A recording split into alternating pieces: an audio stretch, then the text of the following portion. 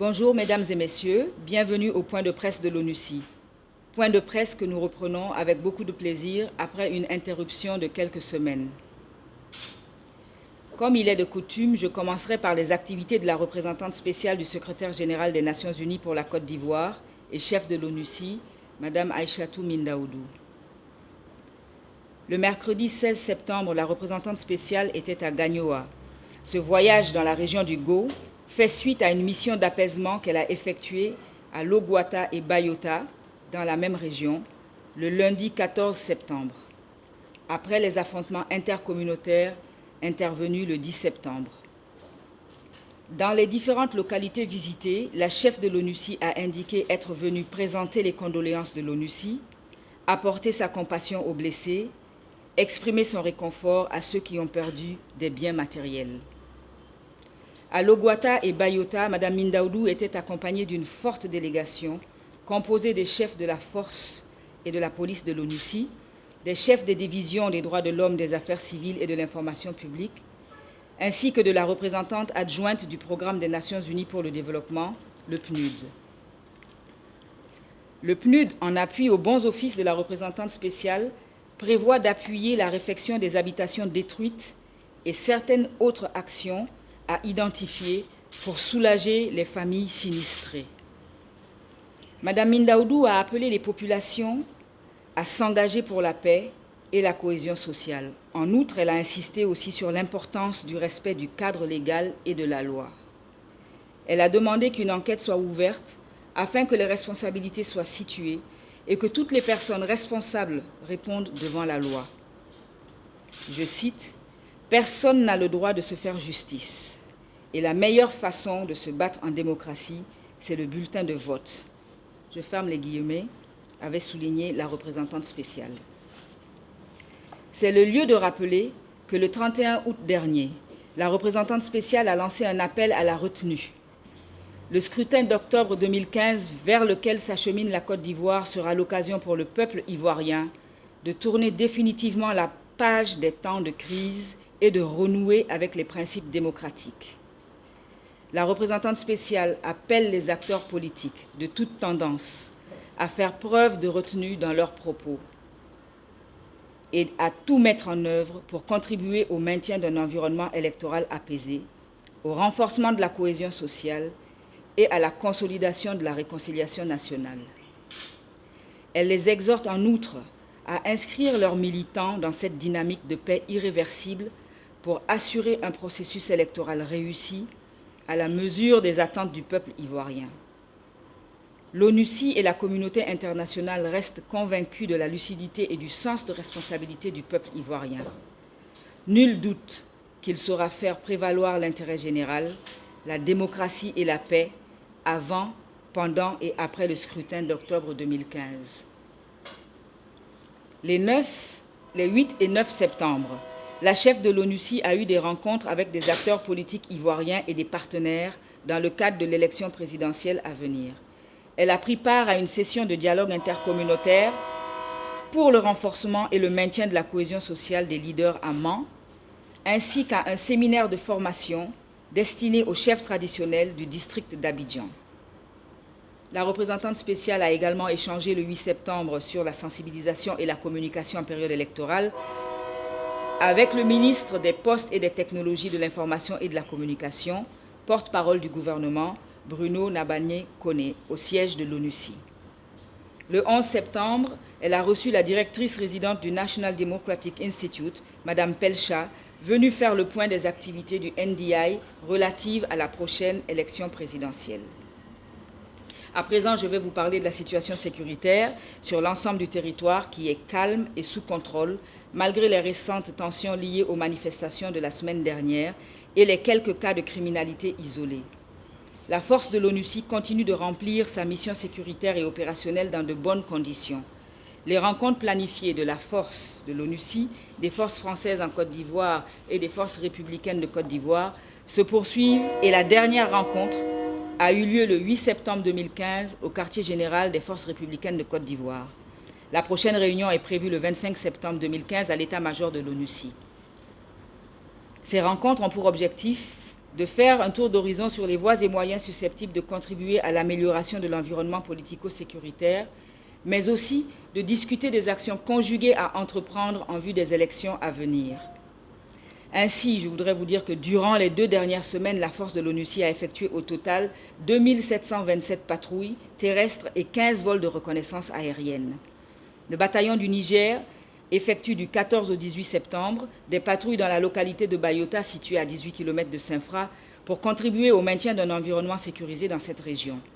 La force de l'ONUCI participera aussi du 19 au 22 septembre avec les forces de sécurité ivoiriennes à Séguéla, dans la région du Ourodougou, sur la gestion sécuritaire des élections sur le terrain. C'est un exercice grandeur nature. Dans le cadre des activités civilo-militaires, la force a distribué 473 800 litres d'eau potable aux populations des localités qui ont connu une pénurie d'eau les 2 dernières semaines.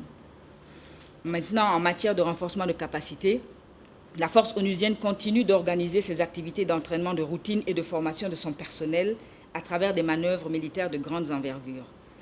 Donc, dans ce cadre, les bataillons de Togo et du Pakistan ont effectué du 2 au 4 septembre des manœuvres de grande envergure, respectivement à Abengourou et Bouaké, avant de se rencontrer à Apron-Pronou et de patrouiller vers Bondoukou dans le but conjoint de montrer leur présence, de dissuader les coupeurs de route et pour la répétition du plan de sécurisation de la ville de Bondoukou. Les bataillons du Bangladesh et du Sénégal ont, de leur côté, effectué du 8 au 11 septembre des manœuvres de grande envergure, respectivement sur les axes de Man-Odiéné-Boundiali et de Yamoussoukro-Bouaké-Korogo, avant de faire jonction à Ségué-Tiélé dans le but conjoint de montrer leur présence le long de ces itinéraires, de dissuader les coupeurs de route, mais aussi pour répéter les plans de sécurisation des villes de Korogo, Odiéné et Boundiali.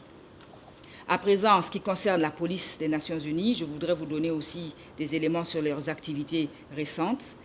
UNPOL a effectué 1245 patrouilles simples, 349 patrouilles mixtes avec les forces locales et 464 patrouilles conjointes. En outre, cette police, la police onusienne, continue de contribuer au renforcement des capacités des policiers et de gendarmes ivoiriens à travers des séances de mentorat et de formation en police de la circulation, en intervention professionnelle, en matière de police de proximité, en gestion de scènes de crime, en matière d'accueil du public, sur les questions d'éthique et de déontologie et en sécurisation des élections. Cette semaine, la section a initié plusieurs sessions de mentorat et de formation pour 1 millier de fonctionnaires de police, et ce dans le cadre d'un projet soutenu par l'Agence japonaise de coopération internationale et par le Programme des Nations Unies pour le développement. Il s'agit de s'assurer de la bonne exécution du projet d'appui au renforcement des capacités de la police nationale de Côte d'Ivoire, et c'est dans ce cadre que la section réforme et restructuration de la police onusienne a participé à une mission conjointe de suivi et d'évaluation sur toute l'étendue du territoire national ivoirien. Celle-ci est relative à la série de renforcement des capacités organisées conjointement par la section formation et la composante UNPOL et la Direction générale de la police nationale ivoirienne, ainsi que l'Agence japonaise de coopération internationale, bien sûr avec le Programme des Nations Unies pour le développement. Et cette activité a été destinée à 4115 policiers ivoiriens du 1er au 16 septembre, c'est-à-dire pendant le mois en cours. Toujours en ce qui concerne UNPOL, elle a effectué 69 séances de mentoring à l'intention de 190 policiers, 358 gendarmes et 47 forces républicaines de Côte d'Ivoire et 66 agents pénitentiaires. Les thèmes abordés sont les droits de l'homme et l'élection, les enquêtes de violences basées sur le genre, l'usage des armes à feu, le maintien de l'ordre et la police de proximité. Par ailleurs, la composante police de l'ONUCI poursuit ses activités dans les unités de police et de gendarmerie ainsi que dans les maisons d'arrêt sur toute l'étendue du territoire. Les colocations se sont également poursuivies, notamment lors des patrouilles mixtes et d'assistance au niveau des unités de police et de gendarmerie ivoiriennes. Maintenant, je vais venir sur le volet civil, concernant justement les activités de la section des affaires civiles qui a facilité du 8 au 16 septembre l'organisation de 3 ateliers de sensibilisation à l'endroit des jeunes et des femmes des localités de Sassandra le 10 septembre, à Tout-le-Pleu le 15 septembre et à San Pedro le 16 septembre. La section des affaires civiles organise aussi une rencontre intercommunautaire dans la commune de Mans les 8 et 11 septembre en présence de la représentante spéciale et un atelier de renforcement des capacités des leaders traditionnels à Abidjan sur leur rôle dans la gestion des conflits. C'était les 8 et 10 septembre dernier À cette occasion, la représentante spéciale a également assisté à cet atelier. Les activités de la section des affaires civiles, notamment celles que je viens de citer, avaient pour objectif de créer un environnement favorable à un processus électoral apaisé.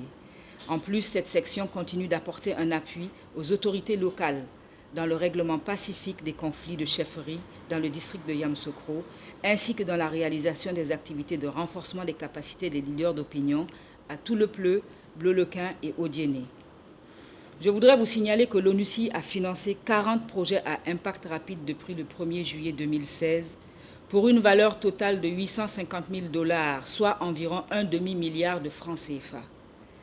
Enfin, le Bureau de l'information publique de l'ONUCI, que je vais citer en dernier, mais qui n'est pas le moins important, en partenariat avec la Commission électorale indépendante, organise un colloque de haut niveau qui se déroulera le 1er et le 2 octobre à Abidjan sur le thème « Médias, société civile, groupements et partis politiques pour la prévention des conflits et la reconstruction ». Cette activité qui intervient avant l'ouverture de la campagne électorale s'inscrit dans le cadre de l'accompagnement des Nations Unies à la Côte d'Ivoire pour la consolidation de la paix et la réconciliation nationale, le renforcement des acquis dans la perspective d'un scrutin électoral réussi. Mesdames et messieurs, ce sont les informations que j'avais à vous livrer aujourd'hui et je suis prête à prendre vos questions. S'il n'y a pas de questions, je vous remercie et je vous donne rendez-vous la semaine prochaine car la mission reprend ses points de presse hebdomadaires. Merci beaucoup et à jeudi prochain.